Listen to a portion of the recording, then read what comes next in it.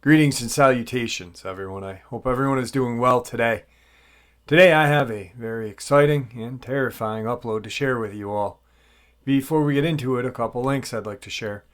As you know, I rely on Patreon, PayPal, and my merch to help the channel to continue to grow and go. Patreon and PayPal, their links are in the description below. The merch is displayed directly under this video or on the home page's store. Also, Dogman, Frightening Encounters, Volume 1 through 3, the audiobook versions. They were written and researched by Tom Lyons, narrated and produced by me, Jeffrey Nadolny. Those audiobooks are available on Audible, Amazon, and iTunes, the links to which are also in the description as well. And finally, last but definitely not least, if you'd really like to help support this channel to continue to grow and go, simply subscribe, click the like button, and please leave a comment. It really does help, and it definitely matters. Now, everyone, I have taken far too much of your time. Let's get on with today's upload, shall we? Alright, before we get into the interview, I've got some very interesting news to share with you that was shared with me yesterday. Now, I was at my barber shop and getting a haircut. My barber and I were talking. And we're just talking about my trip to the Conjuring house because he had last seen me 2 days before I went to the Conjuring house. I had gotten my hair cut. And I told him about this weekend's trip, going to the Paracon and going to see the Annabelle doll and other stuff at the Occult Museum, which I'm very excited about going to.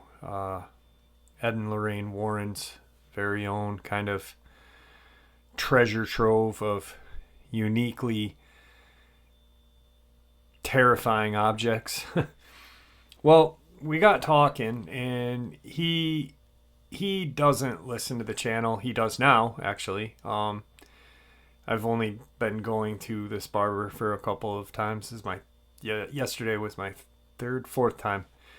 And I told him the gist of what the channel is and what I do. And, I look at Dogman and Bigfoot and crawler encounters. And I go up north to look at Tom Mezik's area where he disappeared. And I got my hands in a lot of different things. Well, he told me an experience that happened in my hometown. And I'd never ever heard of such a thing, which kind of shocked me. I knew the area where he was talking about is haunted. There's a lot of weird stuff that goes down there. Actually, I had a couple weird stuff happen myself there. But anyway, needless to say, there's an old Epic record building. And it's just huge. They used to press vinyl there. And I guess him and like 4 of their friends were skateboarding. And there's a bridge that goes across the Hudson River. And there's an old, now defunct bridge that is right next to it. And for some reason, they haven't torn this down. I don't know if it's for historic reasons or what. But this area is where I've seen some very strange stuff. My friends and I have had some strange stuff happen there. And so he's like, yeah, we were talking about this school. There's an abandoned school there. And probably like it's 2-story, very small schoolhouse. It's been closed since the 50s, 60s. My mom went there in elementary school, actually. And I said, yeah, I'd like to go in there with my ghost hunting equipment sometime. And he goes, have you ever heard of the creature that is out behind the Epic building? And in between the Epic building and the school is a huge chunk of woods. And I'm like, what do you mean creature? And he goes, there's this creature that's out there that and he starts to describe a crawler. And he didn't see it, but his friend did. And so I guess what happened was they were all skating, and there's different spots to skate down there. It's, old concrete building, with huge parking lots, just a lot of cool stuff to skate. And I never had, when I skated, I didn't go down there. I stayed in the city part of where I live because there was an old defunct electrical building that we used to hit all the time.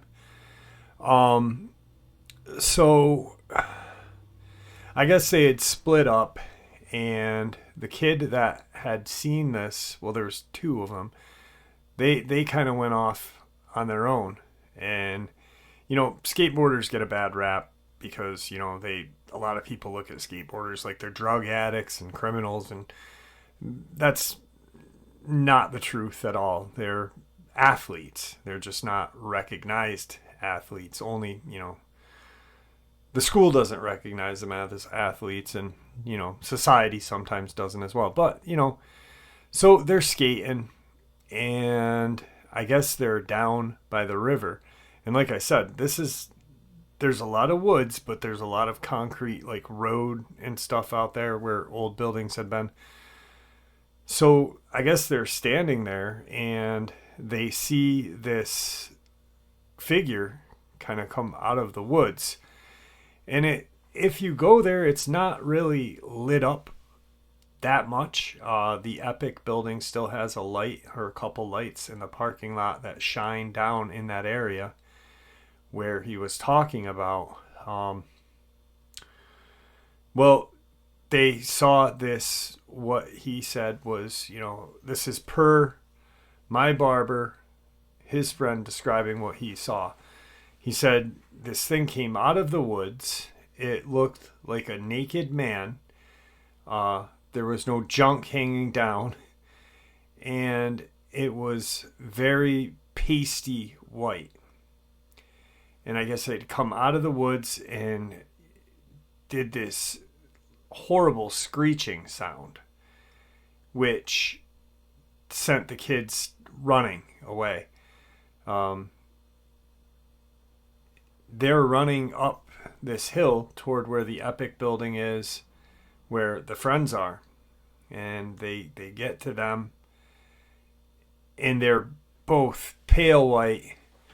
One of the kids who saw it but didn't see as much as the main person started sharing it. But the main person who saw it just closed down that night. We got to get out of here. Let's go. And so they went, dropped him off, dropped everyone off. And I guess the kid who saw the creature didn't contact his friends for a couple of days. He wanted nothing to do with anything. Well, about a week goes by, and they're hanging out, and my barber says, yo, what happened that night?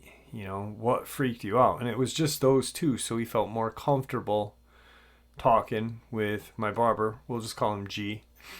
And he looks at G and says, we were skating, and the river was to our right, the Epic building's to the left. The river is closer to us than the Epic building, and there's woods all around.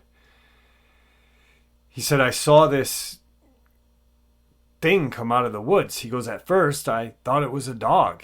He goes, because it was on all fours. And then the light kind of hit it, but not really. And I realized at that point that it was not a dog. I thought it was a dude. But it was clearly not a guy. There was no genitalia showing. And he said the kid that he was with saw it at that point and took off running. Well, he had kind of stopped for a second and looked, and he saw it come running. Now, it's not right up on them yet. Like, they're a distance away from it. he said by the time he had turned around and was hauling up the hill to the Epic Building parking lot, this thing was 3 times faster than he was. He had such a good distance between them and a head start that he didn't get caught. But he said this thing was so fast that it looked like it was floating, but you could clearly see its movements in its legs and arms. And he said, you know how a person looks when they're down on their hands and feet, not their hands and knees, but their hands and feet. They look very strange, almost like that should not be happening like that. You know, it's just something that doesn't. Well, he gets up to the hill and he kind of turns, and he catches it out of the corner of his eye going back down the hill, but into the woods, not the way it came up. So it was making kind of it could have either went back to where it came from, or it could have went through the woods and got to the parking lot. And that's what he was thinking this thing was going to do, was instead of going back, you know, in a straight line towards where they just were, because it followed him up the hill. And the hill, of course, is not a straight line. There's a curve and it goes up. But if it went through the woods, it'd be a straight line to where it was. He said, I thought that it was either going to go back to where it came from, or it was going to go halfway through and then cut across to where we were. And judging by the speed that this thing was going, he said, I didn't want to be here. I wanted to be in a vehicle going as fast as we could out of there. Then, of course, he shuts down. So after hearing this, I was like, whoa, gee, I'm like, have you been down there? Have you seen anything like that? And he's like, no. He goes, I've heard of weird stuff going on down there. And I said, yeah, myself as well. I've never seen a creature down there, but I take that back, because one time when I was younger with my friends, we had a lot of strange stuff happen in that area. But there's a field across the street where we used to hang out. I'll fill in the blanks of that day later, but I want to kind of talk about this right now. So he doesn't go down there anymore. They don't see it anymore, yada, yada, yada. Well, long story short, G tells me about it, and I decide that I'm going there today. I'm going to go down there with my camera, and I'm going to check it out and see if possibly this thing may be out there. I'm going to go around 4 or 5 o'clock at night, and then come back home, and then maybe go back down there later. So the place is pretty much very haunted. It's got a lot of bad vibes to it. It's a town. That area where they saw this thing is actually a small town that time forgot. There's a cement quarry that cut the town off from... The town used to have a loop, so you'd get to the main part of town 2 ways. Well, the cement quarry got built, or they just kept blasting, and they had to close off one section of getting into this town. So there's not a lot. I mean, it still looks like 1960 in some places down there. It's very creepy. So I'm going to be going down there, and hopefully I can catch some sort of crawler on video, because that would be truly an amazing feat. With that, let's get on to tonight's experience. All right, everybody. Tonight I have a guest. His name is Mark, and he has shared a couple of encounters. One was the picture of the hyena-like dog in his backyard on a trail cam with two deer running away from it, and it's standing behind a log that is at least 3 feet wide. The deer are the same size as this creature. His very first encounter that he shared with me that I narrated was an encounter that happened when he was camping, and I'll let him explain that whole detail. Mark, how are you? Good. Good. How you doing, Jeff? Good. I'm glad to have you on the show. I'm not even going to talk anymore. I'm just going to give the floor over to you and let you share the details that you'd like to share with us. Okay, great. Well, I'll start out the story, and actually, believe it or not, it starts in 2019.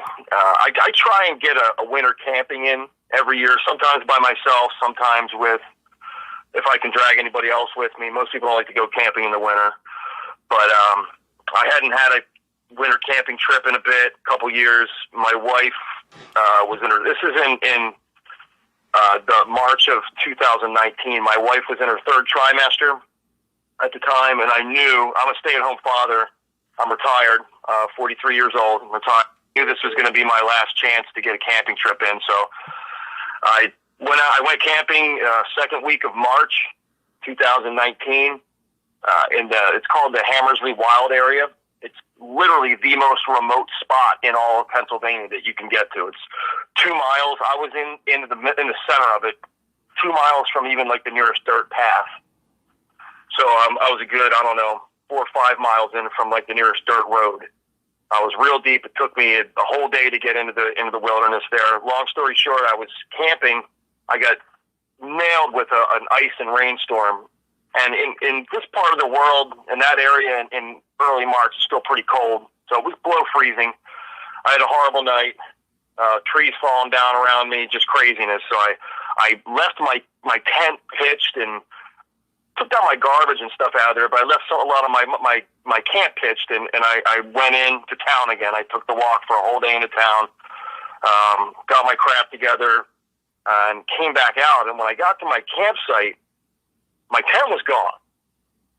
And I was very confused, and I was looking around for my tent, and I saw it back in the woods, maybe down about 50, I don't know, maybe 50 feet, probably more than that. Probably more like 100 feet back behind the area where I was camping. And there was these huge prints.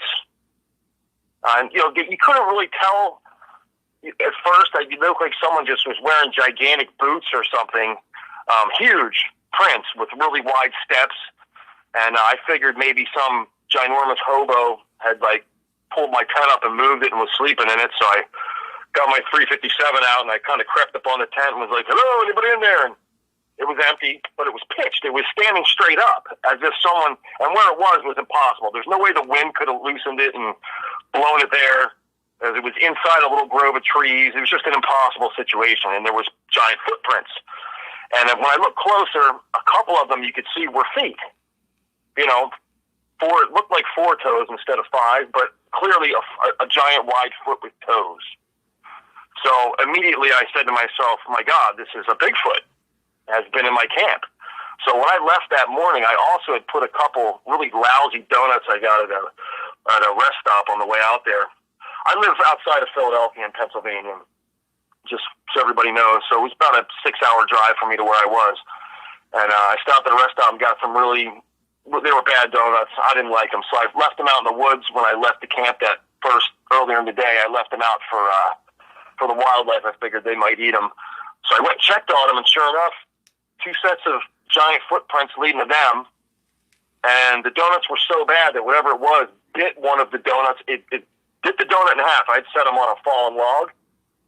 The chocolate-covered donut was bit in half and then put back. So to this day, I'll never eat Entenmann's donuts after that. But in any case, it got me started on cryptids. I really didn't know anything above what the average person knew up to that point. I just watching those fat guys go through the woods knocking on trees with cameras, and I was kind of thought it was sort of a joke. I believed, I guess, in Bigfoot, but I always figured they were just out west. I didn't realize that they were clearly in Pennsylvania. So I looked into it, and I kind of got obsessed with Bigfoot, and I listened to every encounter I could listen to, and I came across all the information that you learn, the things that they do and all that. And hold on, I'm going to click this for a second. And then I thought to myself, oh yeah, I think I know what happened to me in 2014. So that's what leads into the original story. And it's the reason I even thought of it in the first place. So in 2014, I was working for a construction company. I had a company vehicle. I was in the process of opening up a chain of vape stores with this guy who was my partner. He was the money man, and I was the guy that was kind of opening everything and putting everything together. And long story short, he was supposed to get the lawyers and get the paperwork together, and his wife told him if he didn't ditch me as his partner and make her his partner, she's going to divorce him. So on Thanksgiving Day, he contacted me and told me, sorry, you're beat. So I clearly I wasn't going to work for him anymore because the construction company was his, and I had a company truck. So I ended up, and I told I was staying at a friend's, and I was paying her kind of a lot of rent, just more or less to help her out than anything else. And I told her I can't pay you rent, so I'm not going to be able to stay here. I don't want to put you out. She was like, well, that's cool. She's like, I can't afford for you to live here if you can't pay me. Blah blah blah blah blah. I lost everything in like 2 days. My vehicle, my job, the place I was living at, and I'm kind of a psycho about camping, and I thought, you know what? I had enough money. I did have like just under $2,000 to my name at the time, so I said I could buy myself a junker vehicle, or I could just get some lousy apartment. So I said, you know what? I have a full set of camping gear, good camping gear. I still had a girlfriend that loved me at the time, and I said, that's it. I went and I bought I didn't buy anything yet. I said, I'm just going to go camping, and I'll get this figured out. So I kind of walked right into the town I was living in at the time, where the house was I was staying at. It was right on the edge of the Pine Barrens. And for people that don't know what the Pine Barrens is, that's a kind of a really interesting wilderness in mostly southern and central New Jersey. You think of New Jersey, you think of like smokestacks and, New York City and that kind of thing. But the southern half of the state is more on the Philadelphia side across the Delaware River. And it's a pretty expansive wilderness. I mean, it's about 1 million acres total. And it's sort of broken up into large areas of wilderness, not super large like you get out where you're at, Jeff, and all that, but big enough to where you get some wildlife. There's really no bears. There's no cougars or any kind of like huge, big predators like that.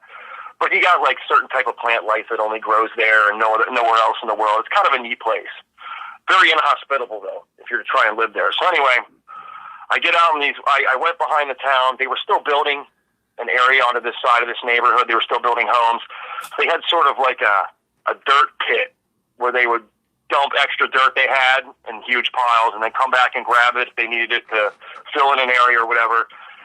So I could walk up into there, and then there was a pretty large path that led off into the woods. And the woods is known as it's the Winslow Wildlife Reserve. I was right on the edge of that. And I probably went back into the woods all of a quarter mile at the most. And, at night you could still see the lights of houses kind of off in the distance from where I camped. I was walking on the path. I kind of saw a big mound off to my left on the path. I don't know if it was a burial mound or if it was just a giant tree that fell over years ago and, the root system kind of peeled up and turned into a mound. But I figured it's perfect. I can be next to the path. I can get up in the morning. I can head into town. I pitched my camp behind this mound, sort of, close. 30 feet from the path. And it's one of those big, quad paths that people would use in the summer. But it's the dead of winter. This is in December, late November at this point, early December. And what I would do is I would camp at night, and then I would walk into this neighborhood. My girlfriend would pick me up. I would drive her to work, and then I would use her car to go around and find a job and look for a car for myself and that kind of thing. So anyway, every night that I was out there, coyotes would surround my camp and just raise hell like crazy. The same time every night, like between 8 and 8:30. And it scared me at first, the first few nights, but I sort of got used to it. They didn't really bother me. I guess they figured they might have food or whatever, and they would kind of just run around and yelp and fight, and have a good time. This was a clearing right in front of my camp that they liked. So it was the final night. That day I had found a car and a job all in one day. I bought an old Ford Explorer. We call it the Exploder. It was kind of a junker, but it was cool. It was a great car. It was big enough I could stretch out in the back if I needed to get out of the cold. Not that day because my car insurance didn't kick in until midnight, till 12 a.m. the next day. So it was going to be my last night. It was a little bit late because I had a lot to do that day. My girlfriend dropped me off on the edge of the sand pit. I walked off into my campsite. I was all feeling good.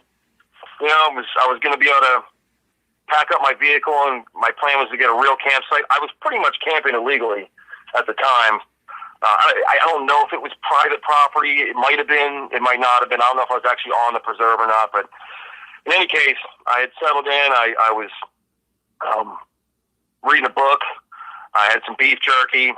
8:15-ish, 8:30 rolled around. The coyotes congregated, did their thing that they always do. And I was feeling pretty good. I was happy. I laid back in my tent, and the coyotes, when they would leave, they'd hang out for about 20 minutes, a half hour, and they'd sort of work their way slowly away from my campsite. They'd kind of be running in circles and fighting and going crazy and kind of move away slowly instead of all at once. Well, all at once, the coyotes just took off, yelping and screaming and barking. I was like, So, enough to make me sit up and think maybe something was wrong. But, everything went quiet, and it's all right, well, great, I'll just go to sleep. So I was just starting to lay back and sort of dozing off, and this horrendous stench, which to this day, it's just etched in my mind exactly how it smelled. I can feel it thinking about it right now. I'm going to say it was like dirty feet mixed with feces, mixed with urine. And then, like, when I say BO, I don't mean like the kind of BO you have when you're working out and you're sweaty. Like the kind of BO that a dirty person has that just never showers for like a month at a time. And it was all those scents mixed together. And it was enough to, like, jump me up from laying down. Like, whoa. So this is New Jersey at the time, so you're not allowed to carry firearms in the woods. So all I had was this short sword with me. And so I kind of thought, well, God, what could that be? Is one of these coyotes like stinks this bad? It's ridiculous. It had a skunky kind of undertone to it too. So I thought maybe it's a skunk. I don't know. So I was I said, there's no way I'm gonna be able to sleep. So whatever it is, I got to get out of here and scare it away. So I was just unzipping my tent, and I heard something coming down the path, and it was clearly a person. And it was a little late, and it was a little cold. I'd never heard anybody walking down the path at night. So I zipped my tent up, kind of just held my breath and kept quiet, and just waiting for whoever it was to walk by. And then they stopped behind the mound, on the other side of the mound from me, kind of a little bit to my left if I'm facing the entrance to my tent. And the mound would have been behind me. And I heard them step into the woods, from the dirt path to crunch onto the leaves and the sticks. And I'm thinking, oh man, somebody knows I'm here. Like, this is my worst. I made it 5 days, and now the cops or maybe whoever owns this land or whatever, someone's coming to break my balls. So I'm the adrenaline's kicking in because I'm expecting trouble. So I kind of hold my breath and keep real still. And I have this 2.5-foot short sword unsheathed and in both hands in case trouble's coming. But at the same time, this stink is here, and it has not gone away. So I hear whoever it is, and it's like they're creeping through the woods. Not walking, kind of just like they're trying to sneak up on me. So they're about 20, 30 feet to my left at this point, directly to my left of my tent, and that they stop. Now, you wouldn't have been able to see the tent. I had this thing super, super camouflaged. And in the wintertime when I camp, I actually put a tarp over top of my tent and tuck it under the tent. It helps keep you warm, and it keeps, if it rains, because there's no tent that's waterproof that I've ever had. So I figured they haven't seen me. I'm cool. Maybe they'll just walk away. And my heart dropped, and they started heading right towards the tent. And you can tell it's a person. They're walking. It's not an animal on 4 feet. It's, 1 foot after another walking through the woods. And whoever it was walked right up to where the coyotes were, which is probably another 20 to 30 feet in front, directly in front of my tent in the clearing. And it stops. And now I hear this breathing, this, and I'm thinking, oh my God, is that a bear? Like, there's no bear. I think there's maybe a bear sighting every 10 years in the Pine Barrens. They're that rare. They probably just wander in from other areas. So now I'm real scared. I mean, when I hear this breathing, I'm like, it's either a gigantic, massive hobo, or it's a monster, or it's a bear. Either way, this isn't good. So I'm holding my breath still, and I'm clutching this mini sword, and it walks directly up to the front of my tent. Right up to it. And it's breathing. It's still breathing, just this hoarse, terrible, terrifying breathing. And I'm about to shit my pants, as you can imagine. And it slowly walks around to the right side of my tent. And then I hear it lean forward. I could tell, like it touched the tent or something with a finger maybe, or a hand, or because I could hear the crinkling of the tarp that was on the outside of the tent. And I heard it taking big sniffs. Not like an animal, a dog or something sniff. It kind of goes, and it takes short breaths in and out. It was like if you or I were going to smell something. It was big, long, like, and it's smelling. So I'm thinking to myself, I'm going to lose my mind. I'm terrified. If it's a bear, which I'm figuring at the time it has to be, right? What else could it be? Even though I knew it was a person, I could have sworn it was a person walking in the woods. So I said, if it's a black bear, as soon as it hears a human voice, it's going to run for its life. Because that's what black bears do. They're scared to death of people. And if it's a person, well, I got to say something because I can't. This is killing me, the suspense. So I caught my breath a little bit, and I said out loud, "Who's there?" And I smacked the side of the tent that it was on with my backhand. Make a loud snap noise. And expecting a bear to run, and to my absolute and total horror, it let out this long, deep, drawn-out growl. Now, mind you, this is like 3 feet from my face on the other side of the tent wall. So all the hair on my body stood up all at once. And and people talk about, I hear, since then I've listened to a lot of encounters, Bigfoot and Dogman, they say you get that when it growls or yells, that they feel it vibrate in their chest. And it really caught me off guard because that's what happened. It was like this weird electric buzzing went through my chest and up into my head. Kind of like put me in a state of shock for a second. And at the time, I just figured it was just me having a terrifying reaction. But turns out some people think it might be some kind of like infrasound they use to shock prey or to scare things. Anyway, I'm sitting there about to, just having like an underwear changing moment. And I'm just expecting it's going to come in and kill me. So I'm ready to just go down fighting with this little sword I have. And it just simply got up and walked away. And it headed towards the deep woods section. And I could hear it, on 2 feet, crunch, crunch, crunch, walking away, slowly, slower, or, quieter off in the distance, and until I couldn't hear it anymore. And the smell started to dissipate, started to go away. And that smell, man, that is some crazy. I can't imagine that. It's trying to sniff me through the tent, but I can't imagine you could smell anything with that halo of stink like that, like around you all the time. It's crazy. So I catch my breath and I collapse, and I'm like, oh my God, I thought I was going to die. So and it's a couple minutes goes by, and the adrenaline's still there, but it's starting to kind of slow down. I'm breathing again, and then all of a sudden I hear this crack, snap off in the distance. Like somebody just broke a giant branch over their knee or ripped a branch off a tree. And whatever it was, be it a Sasquatch or a Dogman or whatever, it started to beat another tree, I guess, with the branch or whatever that it had in its hands. And it wasn't like finding Bigfoot with these fat guys, like clunk, clunk, like knocking into a tree with like a little piece of wood. It was as if it was extremely angry. It was beating the shit out of this tree with a branch.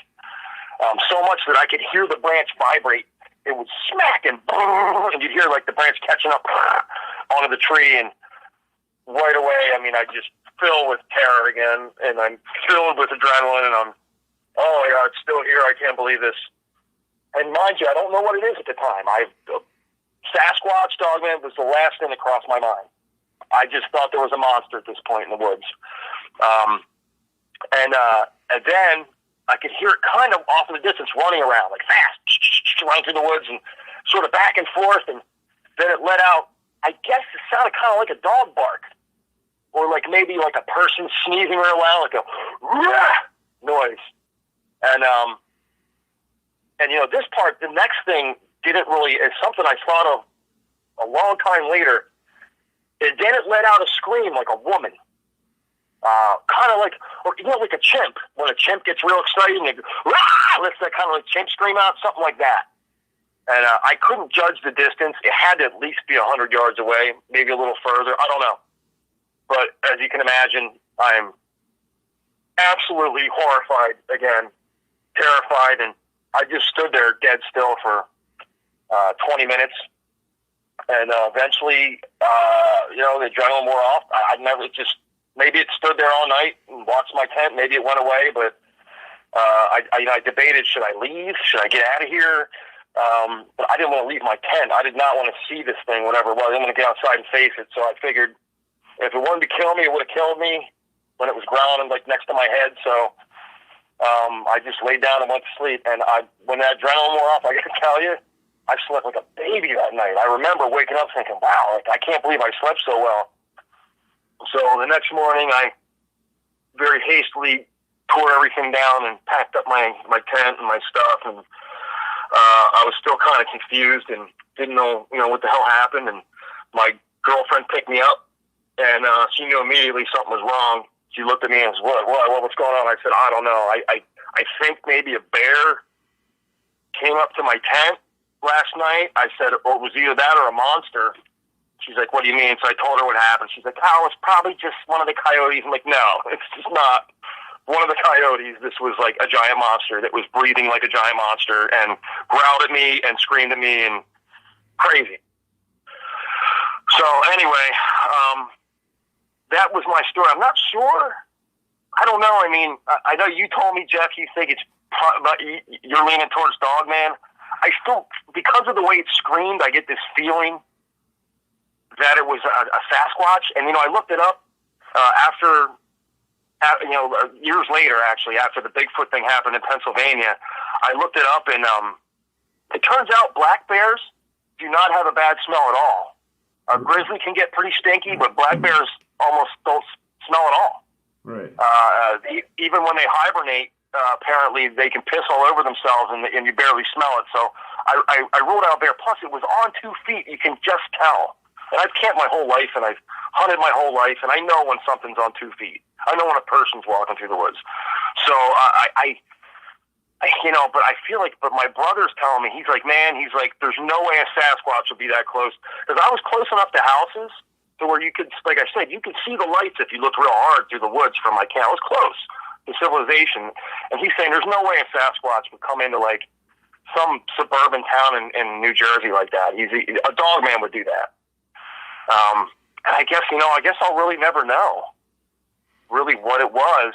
I shudder to think that it was a Dogman right next to my tent, growling it like next to my tent like that. That is just absolutely terrifying to think about. I'd rather it be a Sasquatch because there's something more human that just feels safer about the Sasquatch. Right. But yeah, it was a pretty wild experience, and I kind of put it out of my mind. I just wrote it off as a bear for all those years until my camp got raided by a Bigfoot last year, and I sort of looked into all this stuff. But I never knew. I looked into it too, and sure enough, there's Dogman and Bigfoot sightings in the Pine Barrens. There's a dozen or so Bigfoot sightings over the past 30 years. Also in the Pine Jersey Barrens. Devil. What's that? Also the Jersey Devil. For all those that aren't familiar with the Pine Barrens, that's where the Jersey Devil made its home at, right? Yeah, I mean, I've always looked at the Jersey Devil like this ridiculous thing because of folklore. well, like the official story of it is just so silly that and it's has a horse's head and hooves and wings like a bat and arms like a purse. Come on, that's just ridiculous. But, but it doesn't mean the Jersey Devil isn't something like what I experienced and people were just embellishing. Yeah. I've thought of that. New Jersey has like the old Red Eyes, and they're not really sure what that is. They know it's some sort of large cryptid.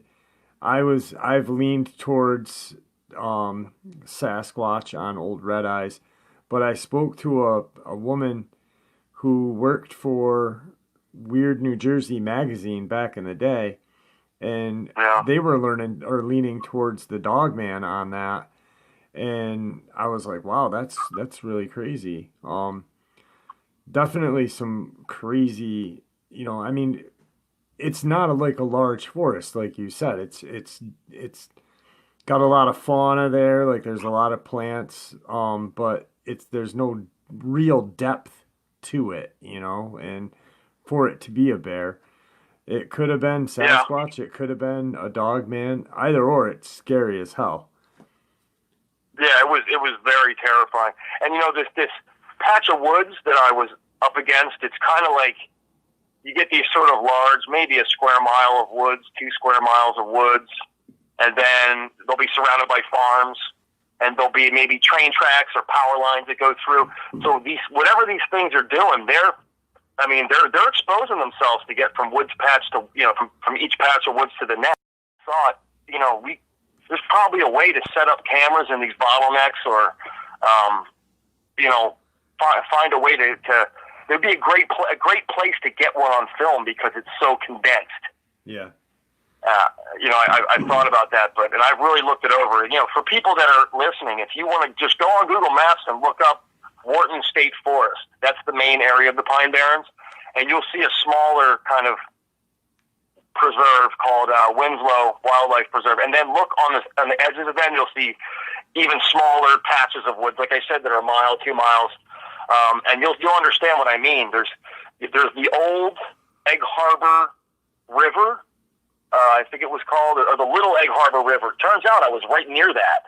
I didn't realize it. I was probably a half mile from the Egg Harbor River, and I've seen videos of people saying, it's on YouTube, and they're not even thinking about Sasquatch or Dogman, and they'll be in that patch of woods by the river, and they're talking about how they think people are throwing stones at them, throwing sticks at them, which is classic Bigfoot behavior. Yeah. And I was right now. There's this one guy. It's called the Blue Hole of Winslow. It's an old pit they dug because there's really good sand in the Pine Barrens, like so good that it's perfect play sand and all that for 100 feet deep. That's what the soil really is. And they would dig out these huge areas of the sand, and they'd fill up with water from the river, and it would turn into a great swimming hole. And he was over there kind of just showing the swimming hole. Something was throwing rocks at him as he's doing the video, and he's like, someone's back here throwing rocks. I'm thinking, the Winslow wood boogers throwing rocks at him, probably. Yep. But yeah, it's crazy stuff, man. It was very, very terrifying, and I wish I would have seen it, but I'm glad I didn't. At the same time, I don't know if it would have killed me if I had made eye contact with it, or we don't really know how smart or how dumb these things really are. I'm leaning towards smart because we've never really caught one. Right. At least us normal people haven't. But so yeah, it's and then I sent you the picture of the hyena thing. I live on 6 acres in Pennsylvania. I live near the northeast section of Philadelphia. It's a suburban area, and I live on a golf course, and there's a couple farms, large farms that are connected to the golf course. And my house, my lot is big for out here. It's 6 acres. It's probably the biggest in town. And you can get to my lot by sticking to farm fields, small patches of woods, and the golf course. So I would imagine that thing, it probably lives. And then there's something called pennypack trails. It's kind of like a 10-mile hiking trail that goes through. It's the only woods at all around here. It's nothing. It's not really even woods. It's just like kind of hiking trails through trees, through a small wilderness area. So, I guess this thing just lives, unless it's some big weird dog that the neighbors have. But for those that have seen the picture, you look at it and you say, it's just some dog. But to give you an idea, that log that it's standing on is about 2.5 feet thick. And the dog is at least twice as high as that log. It's like 5 foot off the ground, that dog. Huge. Yep. And it's built like a hyena, like a hyena on steroids. And again, like Jeff was saying, everybody, if you look, you can see the deer bolting away from it. It's clearly going after these two deer, and one's going to the right, one's going to the left. They look just kind of like a smear. Yeah, they're running real fast. Their backs are arched. I'm going to use the picture for the thumbnail, so everyone will be able to look at this picture while you're talking. Their backs are arched, and it's still the height of the dog, or whatever the hell it is still equal to the deer as they're jumping with their arched backs. It's crazy. Right, they're off the ground like a foot. Exactly, yeah. It is. So this thing is big, and it's looking right at the camera. It clearly knows that it got its picture taken at that moment.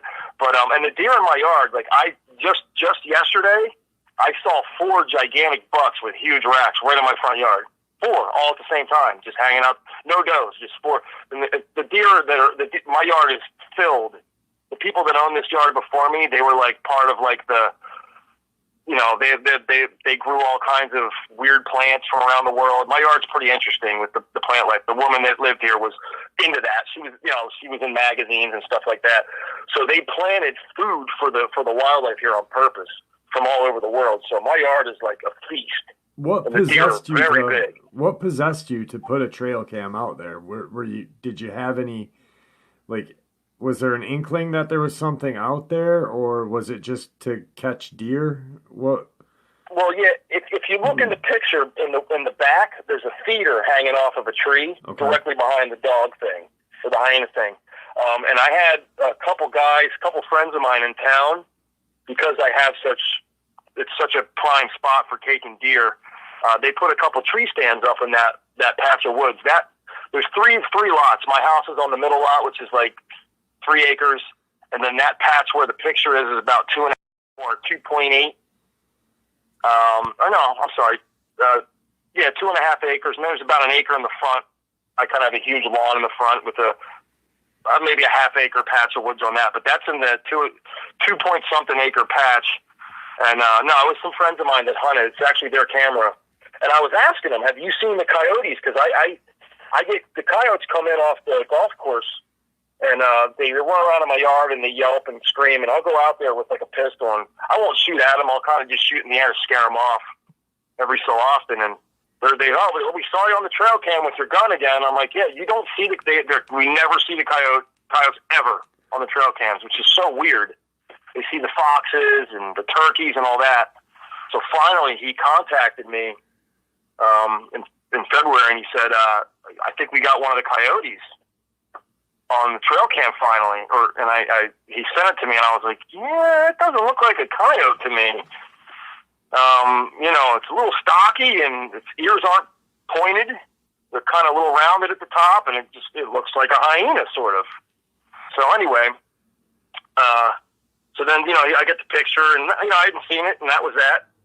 So I didn't really think much of it. So a little over about a month and a half ago, my driveway's pretty long. It's like a hike to get to my mail or to take the trash out, like 450 feet, something like that, from the house. So at night, I'll take the trash out, a certain night a week, the trash night, and I'm dragging the cans, and I'll put a headlamp on so I can see, or I'll just and I usually have a big flashlight hanging off my side too. I'm one of those people that's obsessed with flashlights, so I just love big, powerful flashlights. I think they're cool. So any excuse to have one on me, I take it. So I drag the trash cans out, and after I set them up, I was walking back towards the house, and I'm just kind of using my flashlight. I had a new one. It was a 1,000 lumens really small, but it was bright, 1,000-lumen flashlight. So it's kind of just testing it out and, going through my front yard with it and sweeping the yard, and I caught some eye shine, which is not abnormal. There's deer, lots of deer, and all that'll happen. So I sort of honed in on the eye shine, but it was real low. I thought maybe it was a coyote or a fox or something. And then I lit it up, and there it was, man. There was that thing. And I was close. I couldn't have been more than 20 yards away. And it was crouched down like it was trying to hide from me, but there was no hiding. I had the beam right on it, and it didn't run away. It crouched down, and then it decided that it wasn't going to mess with me. And I do carry a gun. Ever since I saw that big picture of that dog, if I go out, even if I'm taking the trash out, I'd put a gun on my hip just in case something like that pops out. And the children know to be super careful when they play in the yard and in the woods too. But he stood up to turn around and walk away, and whew, man, that was a big dog. So I thought to myself, maybe, and it's, it looks kind of light colored in the picture, but it's actually pretty dark from what I could see, and it has stripes on it, kind of almost brindly on its legs a little bit, because it sort of walked out from these weeds and stopped and looked at me, and then it had that real nervous, like, animal look on its face, and it didn't run away. It just slowly walked into this front yard patch of woods that I have, but I got a real good look at it, for a good 5 to 10 seconds or whatever. And it's big. I mean, it's 4.5, 5 feet when it stands up at the head, and it's built pretty much like a pit bull at that size. So it appears to be a dangerous animal from what I can see. Not long fur at all, short fur, and big thick face on it, just like you see in the picture. Yep. How about the tail? What did the tail look like? Or was there a tail? No, it had a tail. The tail was the only thing that had any kind of bushiness to it. Okay. But it wasn't like real big. I guess like a typical dog. How long is a normal dog tail? 1.5 feet, 2 feet, something like that. Yeah, something like that. So it didn't have I guess hyenas don't have tails. It had a tail like a dog would have. Okay. But it had that sort of short back leg thing like a hyena. Right. Which was weird. It's a very weird animal. But here it is, right here in like the burbs, man. Just, so I thought maybe it's a neighbor's dog, maybe it's just a neighbor's dog that gets out, but I didn't see a collar. I looked for a collar, and I couldn't imagine anybody would have a magnificent, gigantic beast like that without a collar on it. Yeah, absolutely. You know what I mean? I don't think they would let it out either at night unless it's getting out on its own. That would be that's a liability lawsuit waiting to happen. That thing, if that's your dog, yeah, it's going to eat somebody's kids or something. Yeah. But so yeah, I mean that was it. I haven't seen it since. Every time I go to get the mail or at night or during the day for that matter, I'm always looking for it in that same spot. But yeah, weird. It is definitely weird. And like I was telling you, you sent me that picture at 10 months ago, and I actually had 2 people yesterday email me to see the picture. So tonight I'm just gonna use that picture as the backdrop of the video so you guys can check it out. It's definitely huge. It does have a very broad head. And it's eerie. It's a very eerie picture because it's just staring right at the camera like it knew that camera was there. And yeah, it did.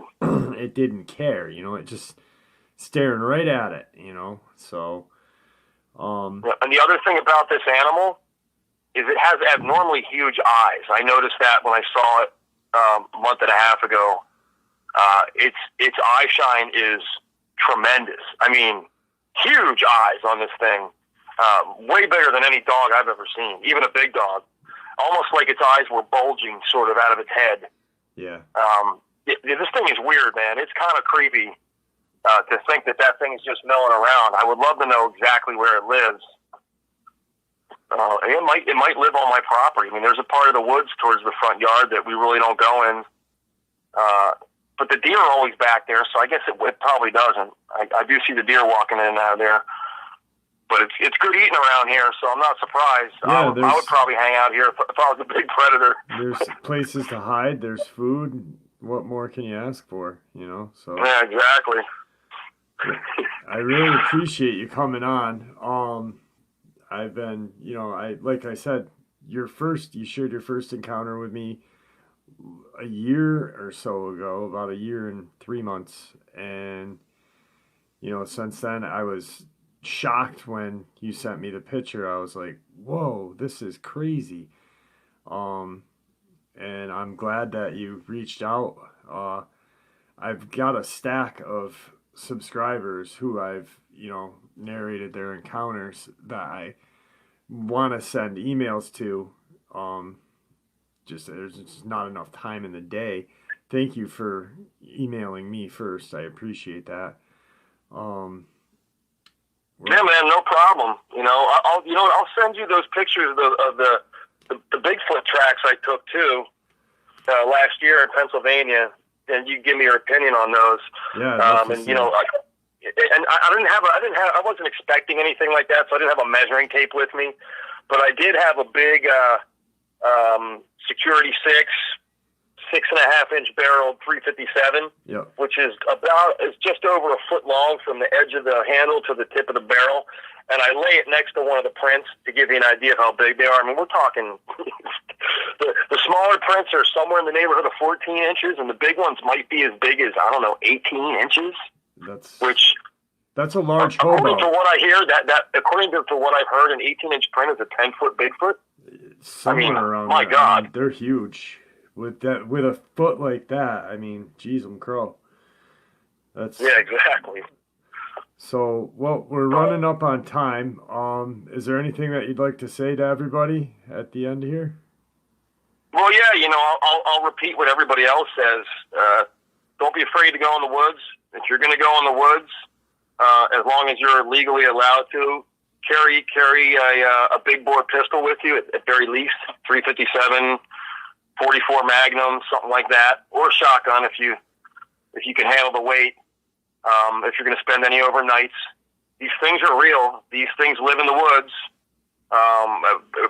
be it Bigfoot or Dogman. So, and it would appear that they're not really looking for trouble most of the time, but you never know.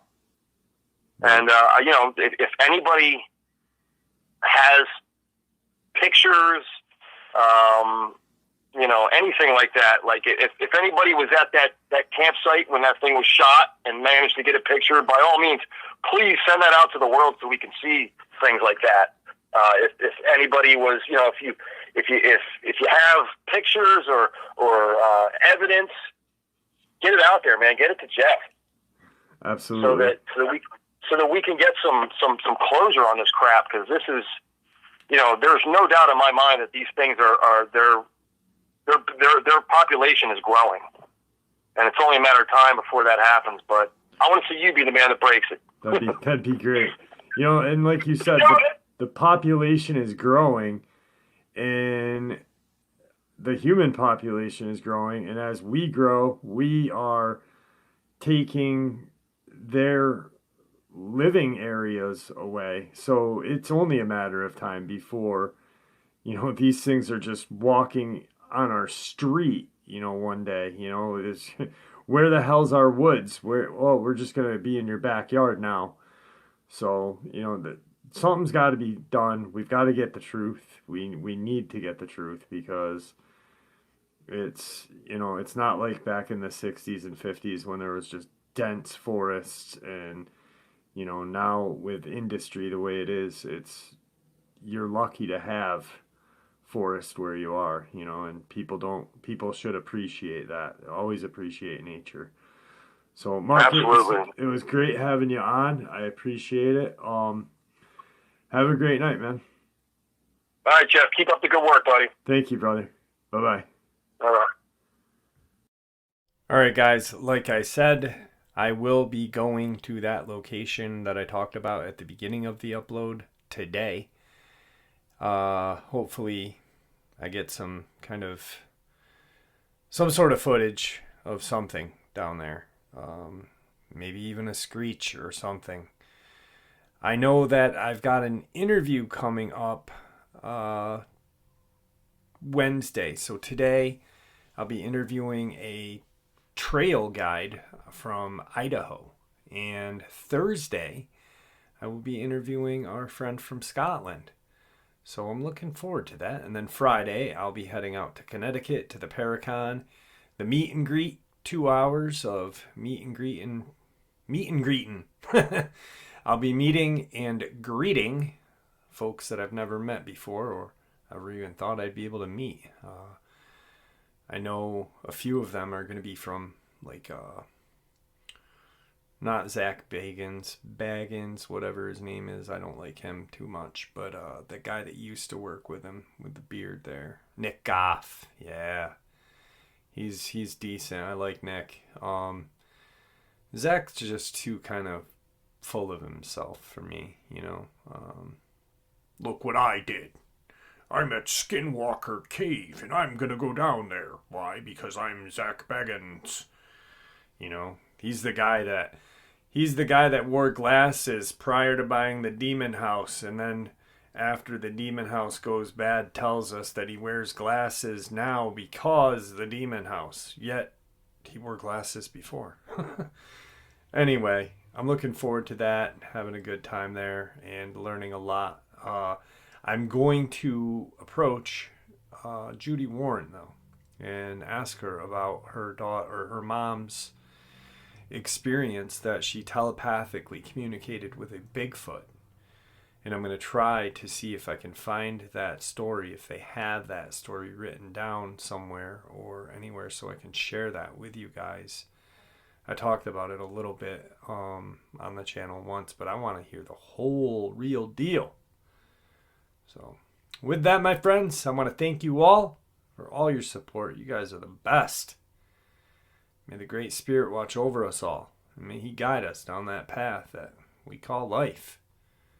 Stay safe, everyone. Stay safe.